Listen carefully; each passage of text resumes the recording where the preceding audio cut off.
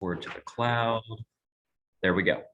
All right. Okay, so we're good on that end. We have a group of about 10 of us, I think, once we're all settled here at the Columbus site watching and excited to learn. Awesome. Well, I'm glad to hear that you're with like a group of folks, because I'm like, it's a small group online, but knowing that the group is larger in person makes me much more excited to be here. So thank you for sharing that with us. That's good news.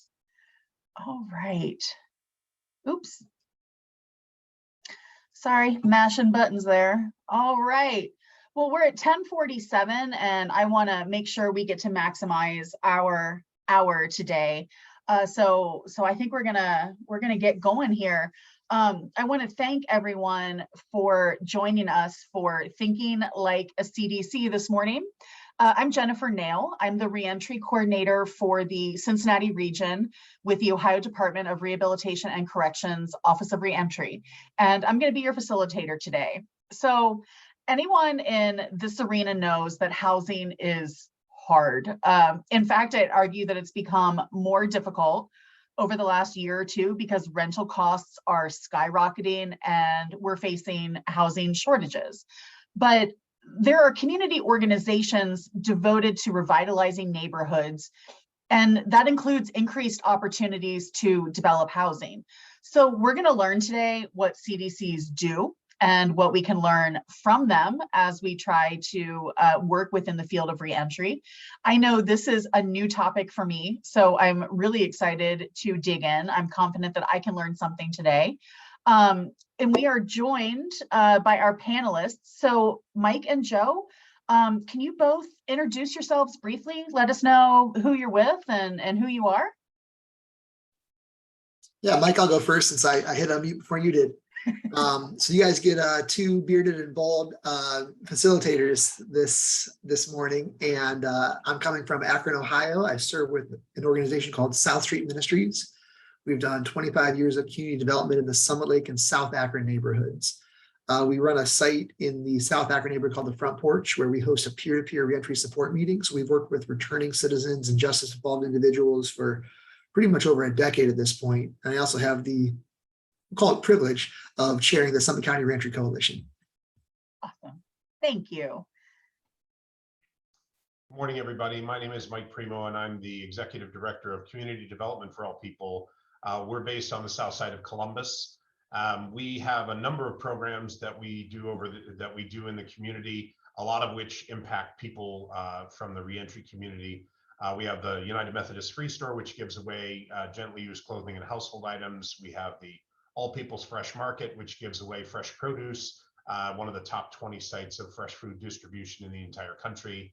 We've done roughly $125 million in affordable housing development since 2005. We work with pregnant moms and new parents to make sure babies are born healthy and enter kindergarten ready to learn. And then we have a youth development program that works with middle and elementary and middle school kids on their literacy and reading skills, making sure that they have the tools to be successful in school, but also teaching them how to be a force for change in their lives and the lives of their community. In addition, we have a couple of social enterprises, including the All People Bikes for All People bike shop, All People Arts, which is an art gallery and programming for artistic expression on the South Side. And coming online just a little after Thanksgiving, we'll have the South End Cafe, which will be a coffee shop that will be hiring people who've been impacted by the justice system. So just to name a few. Awesome. So you guys both have your hands in a lot of pies, it sounds like.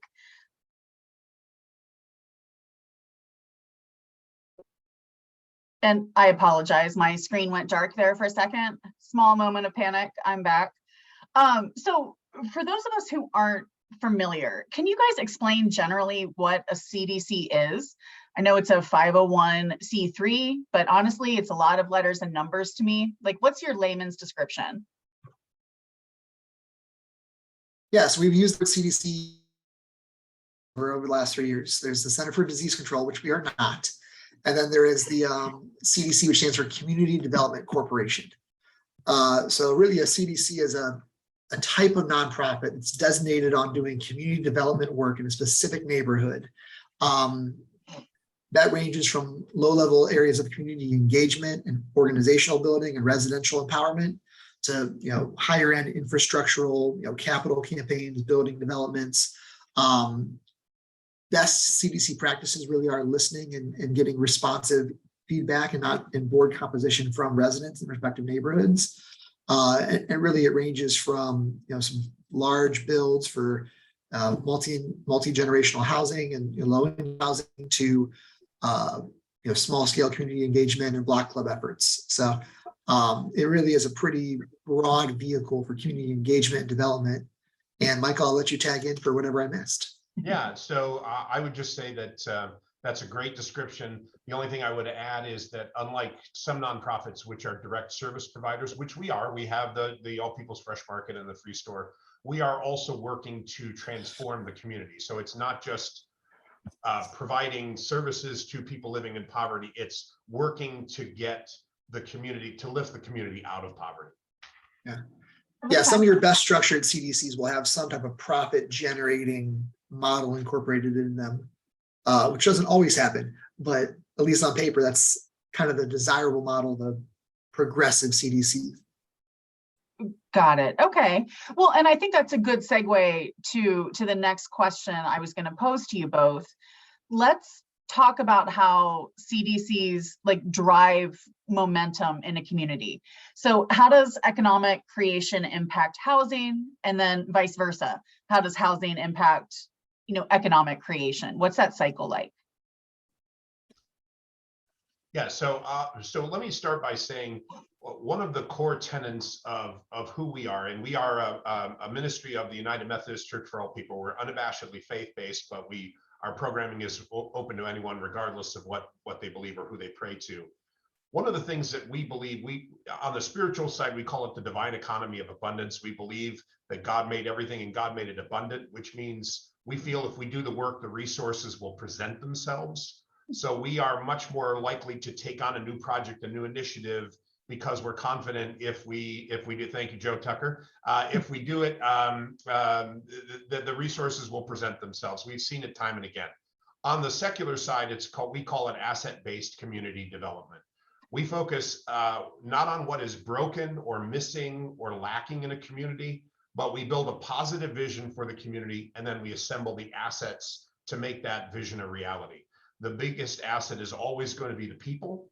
And we work to form what we call relationships of mutuality, which is I'm not always helping you or you're not always helping me. We're coming alongside each other and walking through life, because building those strong relationships between individuals and organizations, because that's how we can actually make a difference in a community and make that transformation. So everything, every idea, every program we have comes from the community up as opposed from the top down. So we don't ever come up with something, and it helps that all the leadership in this organization lives in or is somehow connected to the community, so that we are part of that, and we're seeing it every day. I live about a mile, not even a mile from my office here on the south side.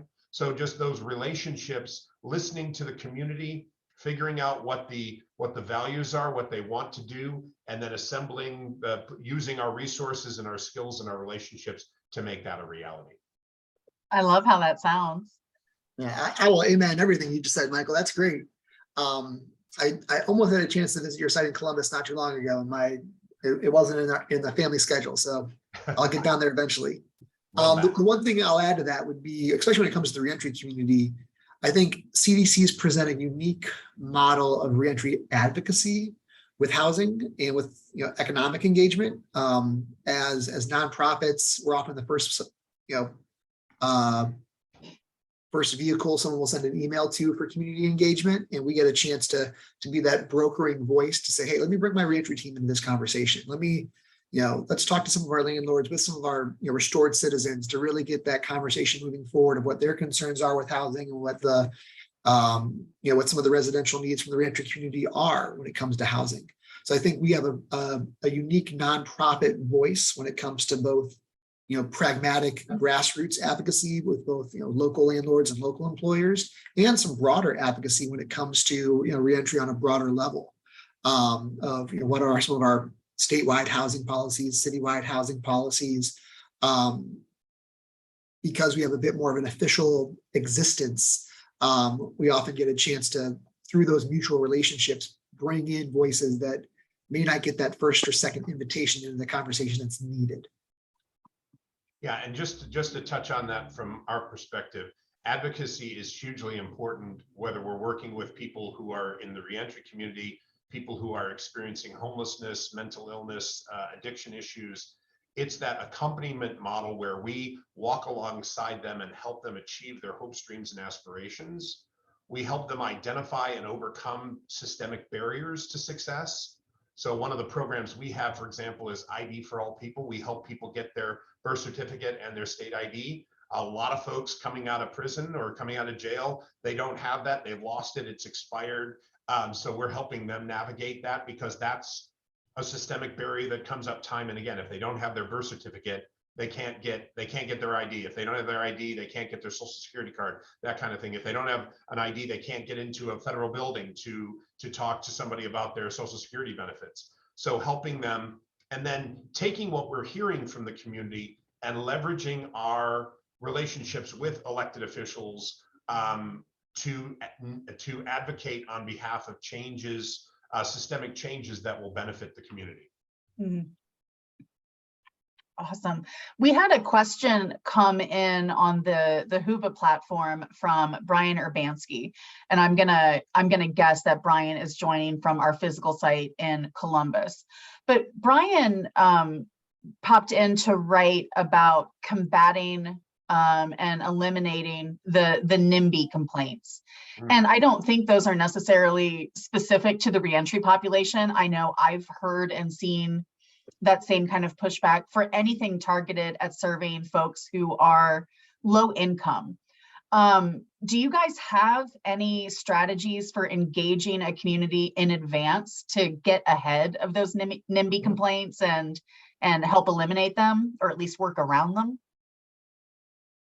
So, well, I'll just jump in to say, we try to be as proactive as possible in that we work to identify and train the local leaders, so that when they're on the area commissions or the civics associations, they're actually advocating on behalf of and in support of programs that help people living in poverty, people affected by the justice system. We have a program called the Southside Neighborhood Leadership Academy, which has been running for, I think, 12 years now. That is that works to train local leaders, local elected officials, local civic leaders on issues about why diversity is great, why density is important when it comes to affordable housing, building relationships with people that don't look like them, that don't come from the same background as them.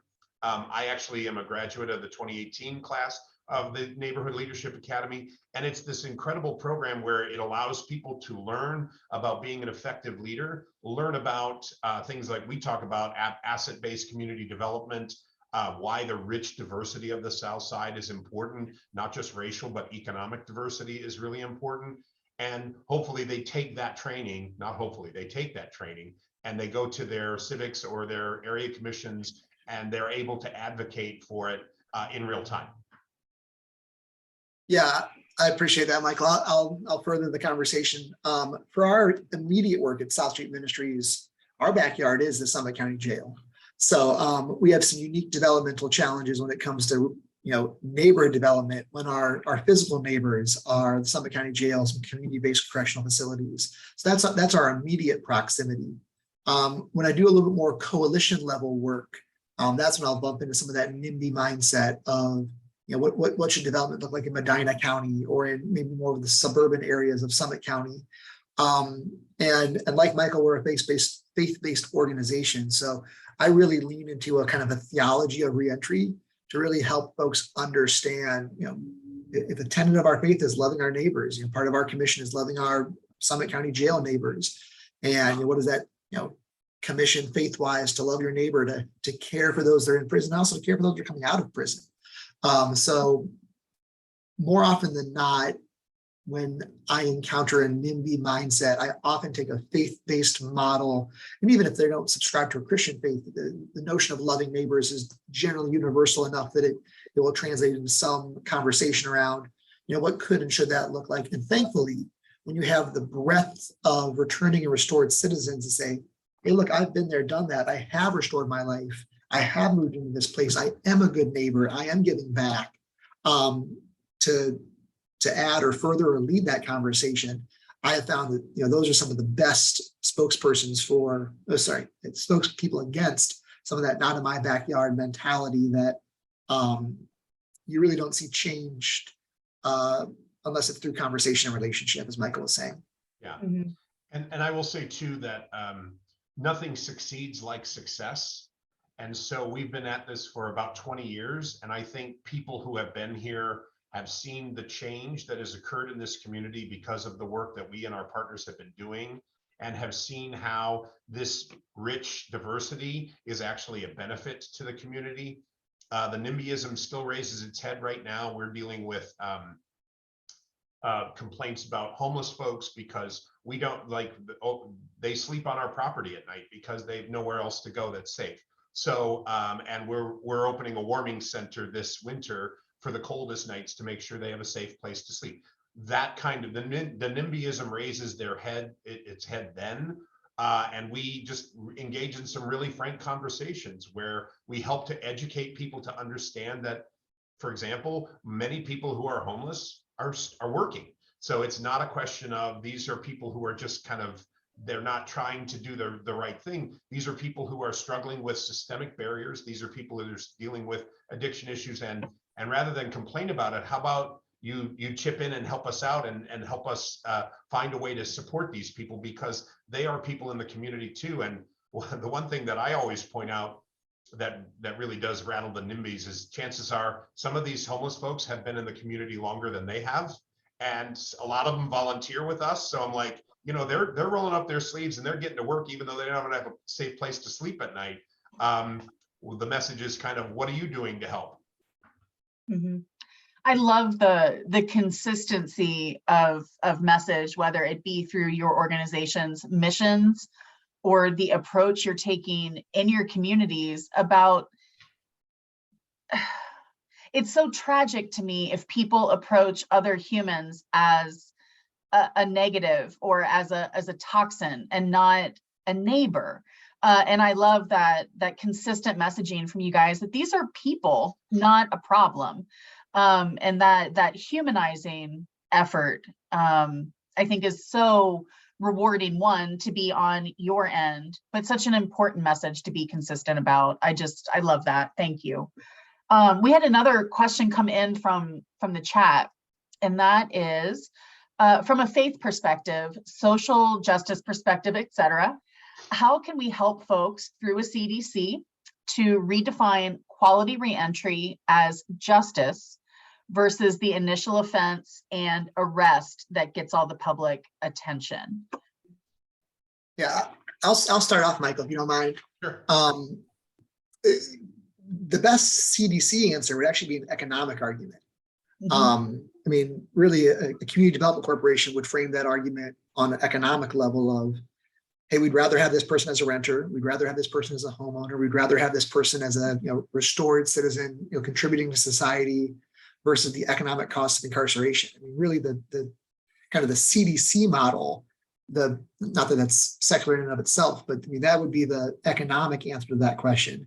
I think when you lean into faith and social justice, you really then begin to look at, do we define people by the worst thing they've done in their lives? How do we define who someone is? Kind of that Brian Stevenson, Dominic Gilliard, Dominic Du Bois mindset of like, what are that theology of reentry? And I do think on a faith-based level, there's just such a deep well for us to explore when it comes to how we perceive ourselves, even when we think about kind of the punitive model of how we perceive society versus, how many grace churches, grace something or the others are there in your neighborhood? And the idea of grace, of forgiveness, of not defining someone by the worst thing they've done, but defining them by who they've restored into. So I'll use both arguments candidly, depending on who I'm talking to and what I need to sell them on, whether it's, hey, this is someone who, this is the faith we carry and this is how we implement it, or hey, you're a business person. What's your return on investment on this individual? Would you rather see them contributing or hurting? So I'm pretty shrewd in my conversations with individuals around reentry to hit the notes they want to hear when it comes to what is true justice, whether that be economic or spiritual, and in reality, both. But those would be some of the things I'll add to the conversation there. Mm-hmm. And just to touch on that, I'll say too that we have a number of people in our community who are restored citizens, and they have a story to tell, and allowing them that opportunity to share that story is a really powerful message, in that they came out, they found a community that was willing to embrace them and, like Joe said, not judge them for the worst thing they'd ever done in their life, and give them an opportunity, whether through volunteering or whether through employment with us or in our housing, and they can talk to the transformative effect that that has had on their lives.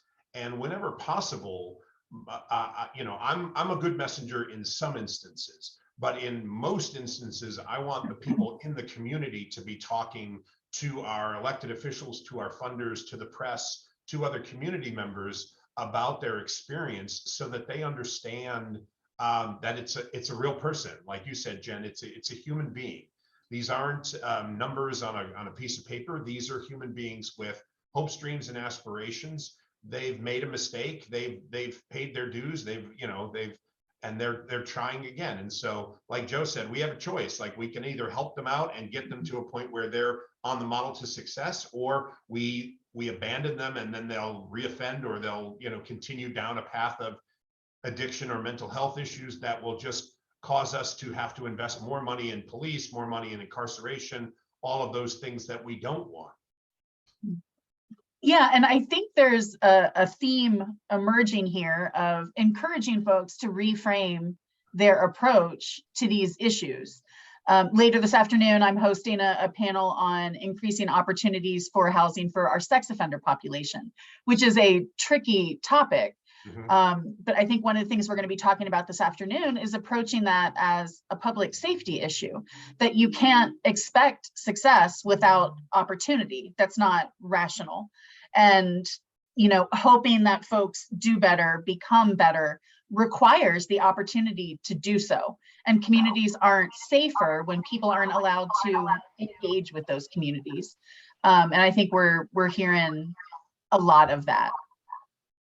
I'm gonna, if everyone can make sure they're muted, please. I hear somebody popping through on audio. There we go.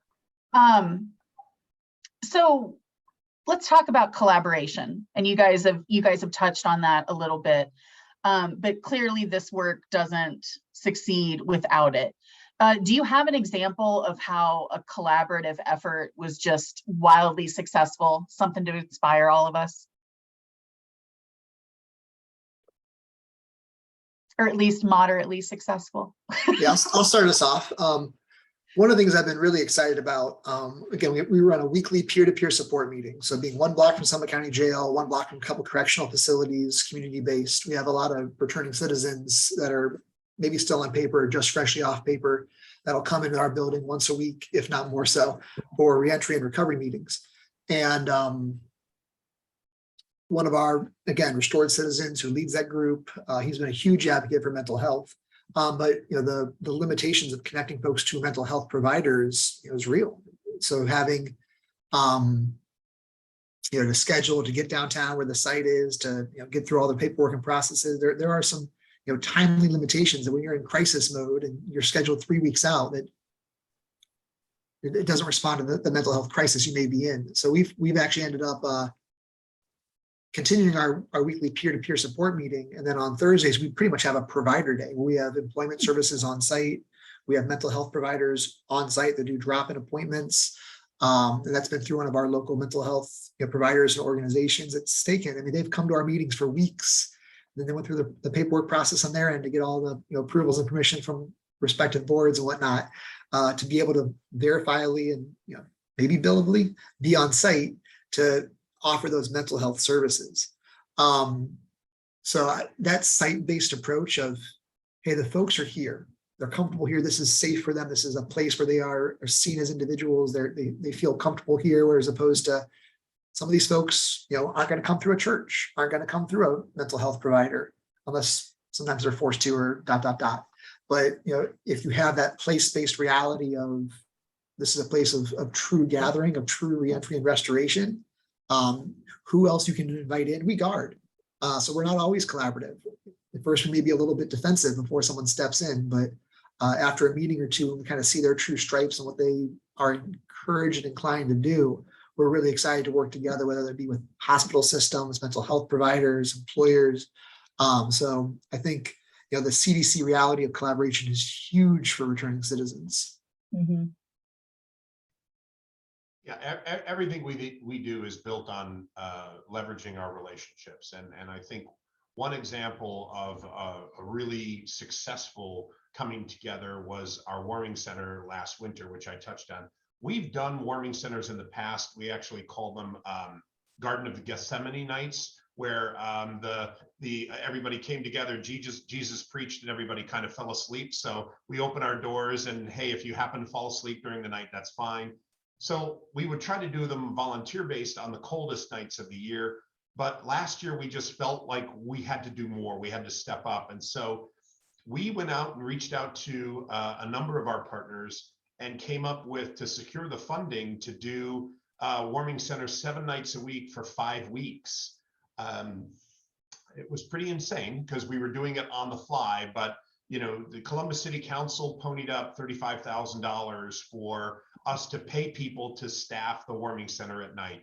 Mid-Ohio Food Collective provided the meals so that every night, everybody who came in got a hot meal. And it changed. I'd be like, hey, I need 40 meals tonight. Oh, I'm sorry, I need 50, I need 60, I need 90, I need 100. We were seeing over 120 people a night finally in the sanctuary of our church, crammed in like sardines.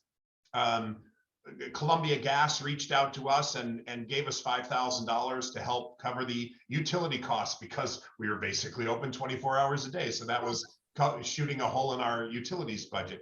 All of these, and the number of volunteers and people who made small dollar donations, people who shared our messaging online about when the warming centers were going to be open. It was just this really beautiful coming together of people. And we didn't have a lot of time to plan it. We just had basically a couple of weeks before we started it. And now we're having a more proactive conversation. We pulled together afterwards a group of elected officials and stakeholders to hear from people who stayed in our warming center to talk about the issues they faced.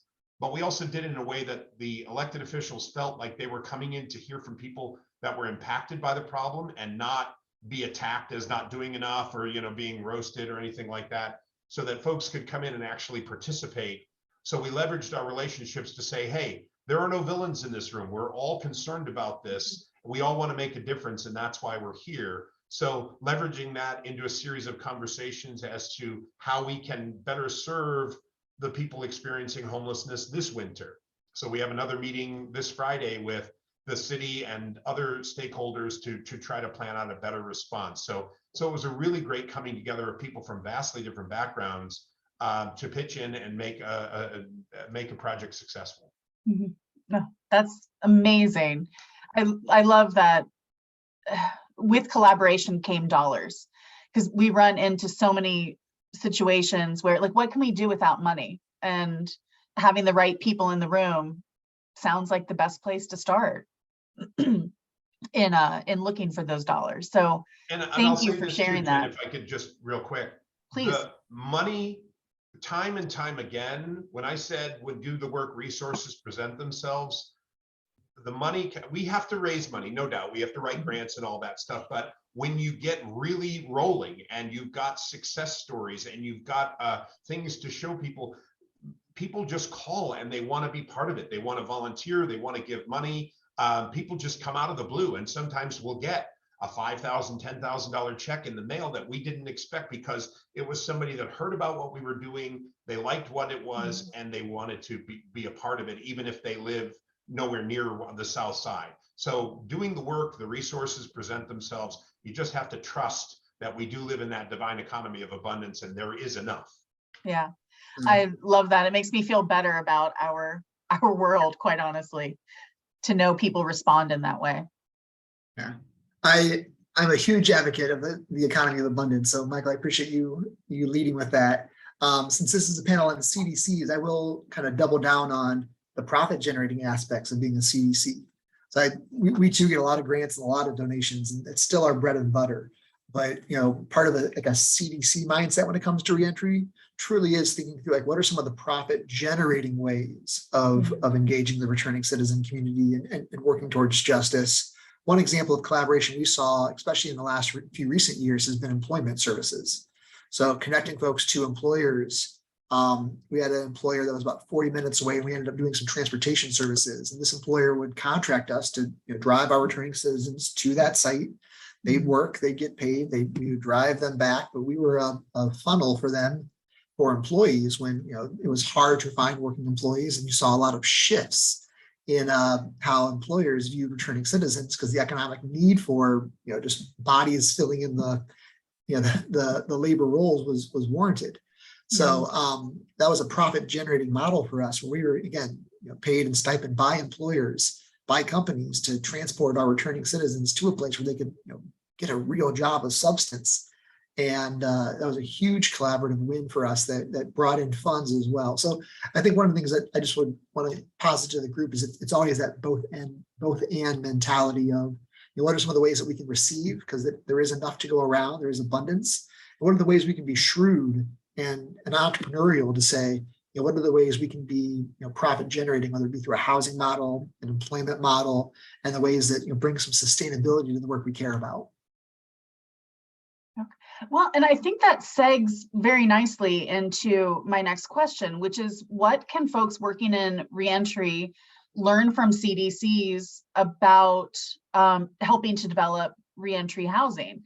And it sounds like I'm starting to hear a theme of finding that way to make it entrepreneurial and to have the community see additional benefit is a good lesson for us to take from the work that you guys do.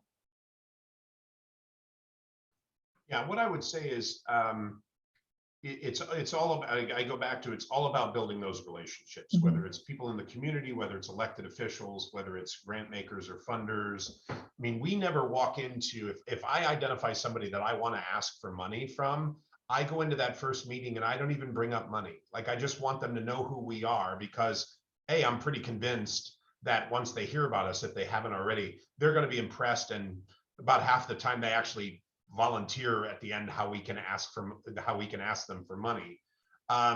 But building that and the reentry community, housing for the reentry community has a specific challenge where the NIMBYs really do raise their heads. And that is all about who are your messengers on the ground in the community, in the neighborhoods. Who are the neighbors that you have identified to have conversations with their neighbors and say, here's why this is a good idea. Here's why I'm supportive of it. And it requires kind of a lot of pre-effort before you're willing to. So for example, we, at one point we thought we were going to open a homeless shelter. We had pitched it. We thought we had some funding lined up, and we knew that in order to take over the building we wanted to take over, we were going to have to go through the local civic association for the zoning variances and then the area commission. And we knew there was going to be opposition, but we had already started to sketch out who do we have in that neighborhood who likes us, who knows what we're doing, who trusts us, that can serve as validators. And we were ready to pull that trigger and get those folks activated so that they're showing up to the civic association, they're showing up to the area commission meetings, writing letters to the editor, doing all of those things to create the groundwork so that it's at worst, it looks like it's a mixed bag. Some people are against it, some people are for it, but you're definitely making sure that the only voices being raised are not the ones in opposition.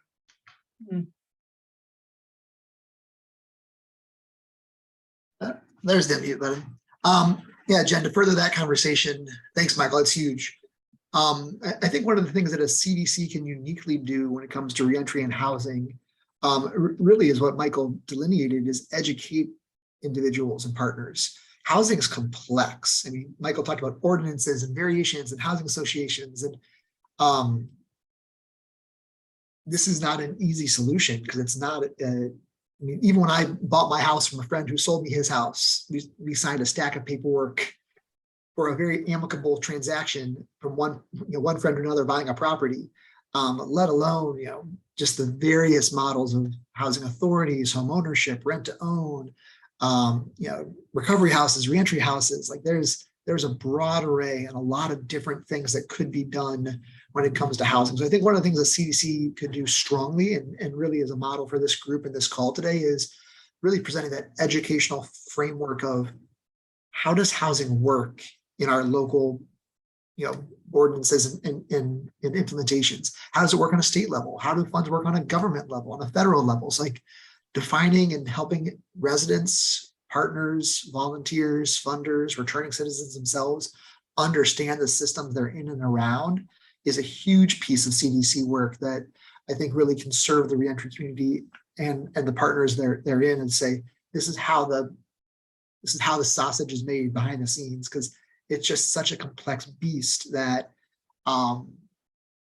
it takes a lot of guidance. A big part of my work still in community engagement is just explaining who did what in the various part of the neighborhood and who owns what parcel and why they own that. So, the ability I have just to look that up online and then teach someone else to say, hey, this is how you can find who owns this property.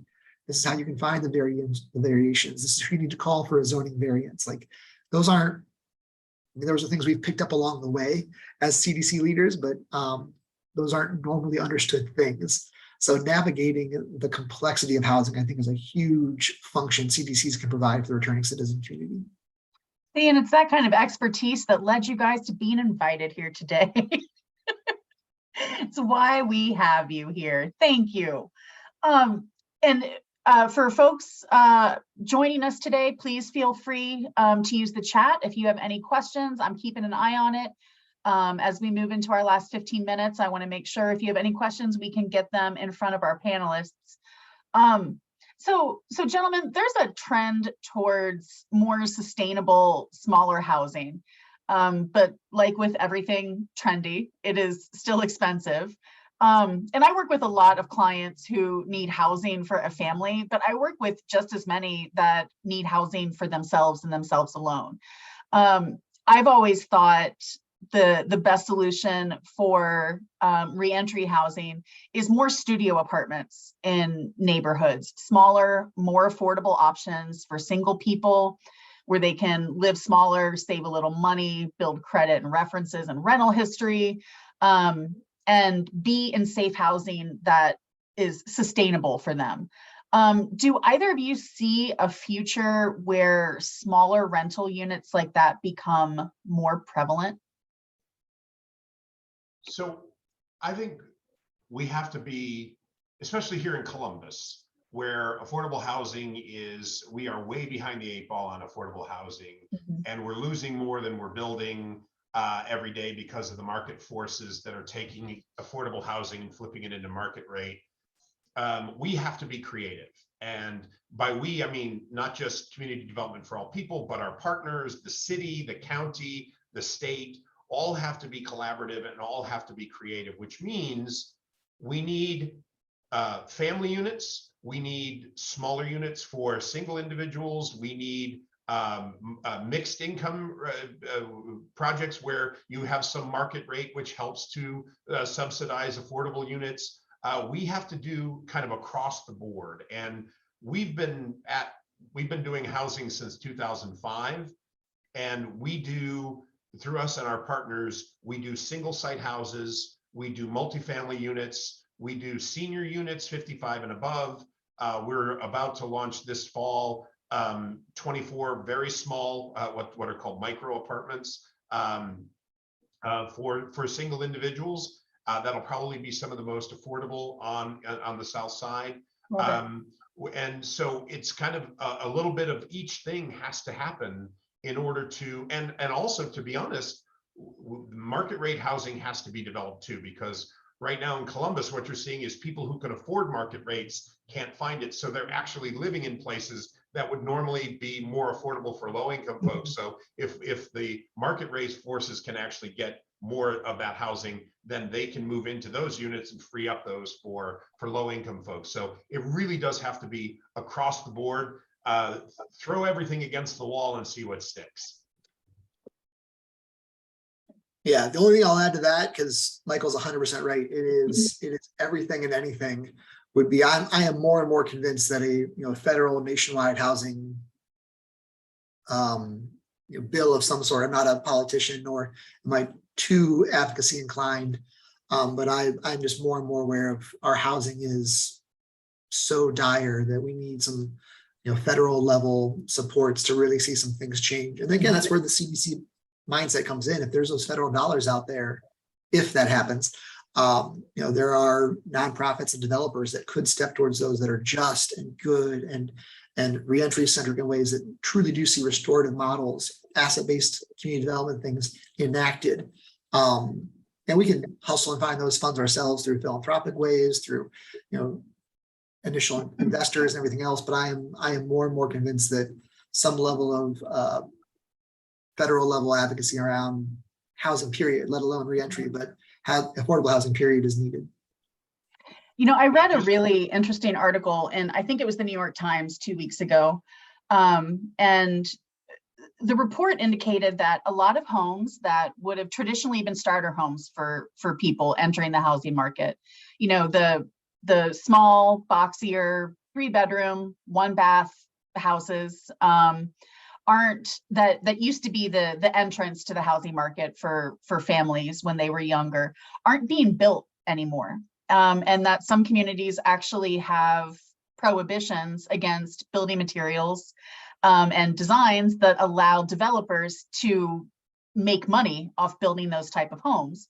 And consequently, people who may have gone to purchase that starter home stay in rental units, and it's creating gridlock, while those houses that may have been built in the 40s and 50s are being demolished and replaced by houses that people looking to enter the housing market can't afford.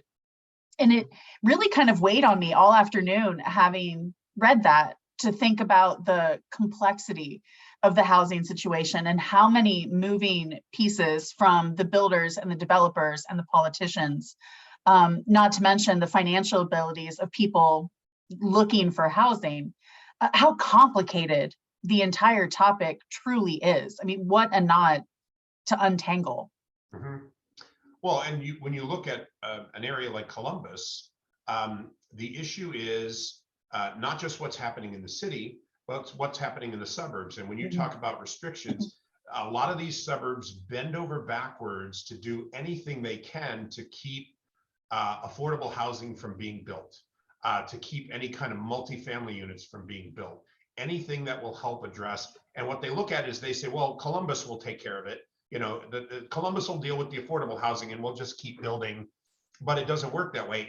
Even in these suburbs, you have people living in poverty in those suburbs that are just holding on, and they can't find affordable housing, or they're like 2 and 3 families in a unit in a house because that's the only way they can afford it. But when I talk about this across the board solution, that means the suburbs, the wealthier suburbs, also being willing to understand that they have a role to play in this too, because that's where, I mean, you want to talk about a breeding ground for NIMBY, it's in the suburbs. I mean, we deal with it here on the south side, but it's manageable because we've been able to do this. But when you're trying to build that first affordable unit in a suburb that isn't used to the idea, holy Toledo, especially if it's having to do anything with reentry folks or people with addiction or anything like that.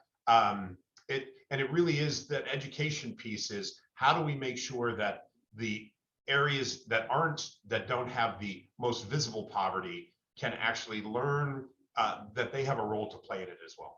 Mm-hmm. Yeah, we have a question popping in from Daryl in the chat. And Daryl says, I've read a similar piece indicating that housing houses like I described are being bought en masse by corporate entities and then rented to folks who can't qualify for home loans. Is there a way we can help address that? That's a big question. I'll go back to Joe's. I think we need state and federal laws that are protecting protecting existing housing, keeping it affordable, keeping it from flipping to market rate, making sure that these out-of-state entities, these hedge funds or that are buying up these properties are held accountable and are made to kind of play fair. We see it here on the South Side. I mean, anybody who lives here gets phone calls, text messages every day, sell your house, sell your house, sell your house. And there's signs up all over town. By the way, if you see a sign on the telephone poles that says we buy houses, tear it down, please tear it down. It's exploitative. They buy the houses for pennies for the dollar because the families don't know what their houses are worth. And it's that those hedge funds are doing that. And so how do we crack down on that to make sure that people aren't being exploited? And I think part of that goes to helping folks understand what the value of their property is. So when they get a call that offers them what they think is a sweet deal, that they can actually look at the auditor's website and find out what the property is assessed at, that kind of thing. But I really do think we're going to need a lot stronger laws in order to protect that housing. Mm-hmm. Yeah, I would say civic engagement is huge, both on a local level. I mean, this is silly, but I get my local planning commission's email sent to me once a week, and I just review what's being transacted in the planning department. And if something perks my interest as far as reentry or an issue of justice, I may circle back with one of the folks I know that's on that planning commission. But that's civic engagement. I mean, a lot of this stuff is public record. A lot of these sales and transactions are things that you can learn and engage with as you learn the ropes of housing. And again, Jen, you hit it. It's complex, but it's not unapproachable. The other thing I'll mention as far as the CDC is concerned would be county land banks are often the model of some of the preventative models that can abate what Daryl's looking at here would be where the county is a pseudo nonprofit government entity that acquires properties through the land banking system, and that keeps it at least localized, not bought out by a hedge fund or someone else. Land banks have their own limitations and their own struggles based off where you're at locally, but that would be the best CDC model I'd recommend. Would be within your respective area, contact your local land bank and ask them what avenues are in place to abate some of that transition. I know Akron has a lot of abandoned properties, and I'm thankful that the cities maintain some degree of ownership of those as opposed to releasing them broadly to whoever's buying. Again, that's not a perfect model. It has its own limitations, but that's part of the CDC engagement would be your land bank and city partners. Just to touch on the land bank thing too, we stopped trying to buy existing housing because it just actually got to be too expensive. So now we almost exclusively work with the land bank to get properties that are vacant or blighted, deeded over to us that we can develop. So yeah, your land banks can be a great friend in that fight. So there is opportunity out there for that kind of development for the right organization. That's a big takeaway. I mean, yeah, and it requires, again, building that relationship, right? Where the land bank looks at us and says, this is an organization that does good work, so we're going to give this to them. I think it's a challenge for smaller organizations that are trying to do one parcel of property or one house at a time.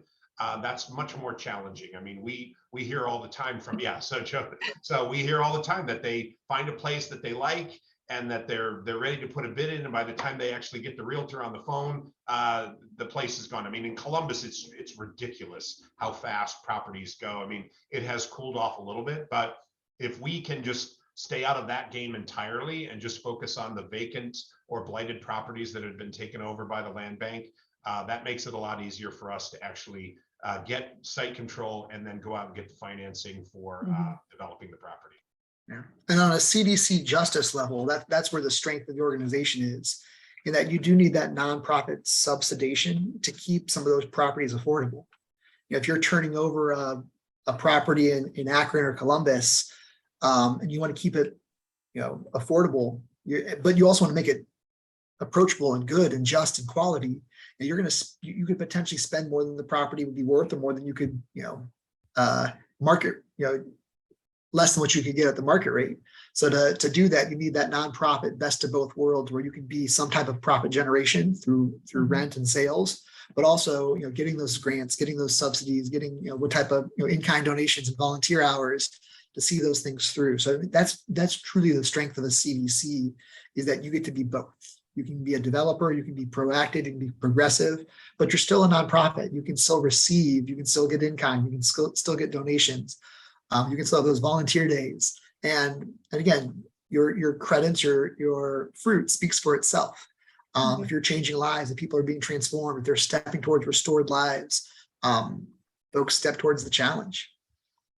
Well, and I almost hate not to end on that, because it's such a nice summary statement. But as we move into our last few minutes together, do you guys have any suggestions for someone who wants to get involved in this arena, whether just for our purposes today, this arena being housing for folks returning to communities from prison? What are some first steps for those folks? Well, I will make a shameless plug. Next Please. weekend, we have what we call the All People Conference, where we bring people together from all over the state and the country to take a deep dive as to the work that we do, and how we've been able to have an impact on the community. So if folks are interested, I'll put the website link in the, if you've got some time next weekend that you're looking for. But I would say too is look to, are there other organizations in your community that are doing similar work that you can partner with, so that you're not trying to reinvent the wheel? Because as Joe and Jen both said, housing is really complicated. We got into our first affordable housing unit. It was donated to us. It was a duplex. We decided we were going to fix it up and rent it out. We hired all volunteer labor. They were everybody we hired were absolute masters of home repair and improvement in their own minds, meaning that not everything went according to plan. And the old saying, measure twice, cut once. Ours was, if you cut a piece of drywall enough times, it'll fit somewhere. So the walls weren't exactly smooth. At one point, we got shut down by the city because we hadn't pulled the proper permits. So we had to stop construction and hire a general contractor to get it straightened out. And at the end of it, we did good enough of a job that the city invited us to become a community housing developer. But what we could have learned if we had just partnered with an organization that knew the ropes and was able to say to us, here's all the little things you have to worry about, make the introductions to the people who have the financing, who are willing to do that kind of thing. I think that goes a long way. Sounds very practical. Yeah, and I'll land that on more of a kind of a thematic and spiritual foundation. As you step towards these things, understand your why of what you step towards. Doris, who's our reentry director at South Street, often jokes with our volunteers that he says, if you want to volunteer with reentry, you prepare to have your wallet stolen and your heart broken. And again, that kind of flies in the face of not looking at the worst thing people have done. But there is that reality that there are some challenges in this work. And, Michael really needed housing done, and surely meet with other partners. But, what your foundation is, why you do what you're doing, why you step towards these things. For both of us, this is a faith-based model, and I believe in the love of God, and that propels me to love my neighbors. And I've taken that to some deep depths of what that really, really means. And I've learned some really hard lessons along the way. But that reality of I'm going to live in love no matter what, sees me through all those challenges, sees me through all those hardships, all those heartbreaks, all those zoning headaches, because I know why I'm doing what I'm doing. So I would say have your foundation solid, because this is not easy, and it's often hard. But if your foundation is, the wise man built his house upon the rock, you'll go the distance. What a lovely message for us to conclude with today. You know, I do think it is important to acknowledge the difficulties inherent in the work that we have all chosen, but to also acknowledge the reward that comes with it. So thank you both for capturing that so eloquently. It was truly my privilege to meet you both and to facilitate this panel today. Folks, Michael has put the website link for the event that he described into the chat, so please take a moment to snag that.